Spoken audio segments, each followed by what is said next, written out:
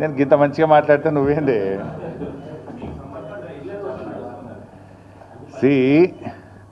Social మీడియాలో వచ్చిన వార్తల మీద ట్విట్టర్లో నేను అదే రోజు ఖండించిన. ఒకటి.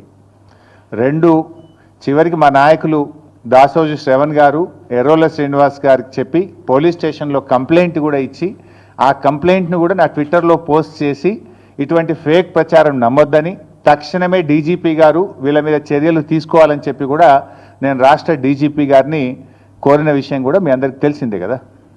ఏం రగ్గారు?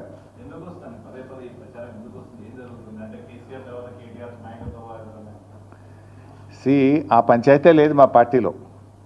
నేను చాలాసార్లు కూడా చెప్పాను, మీరందరూ కూడా చూసింటారు. ఒక్కసారి కాదు, కొన్ని వందల సార్లు చెప్పి ఉంటాను.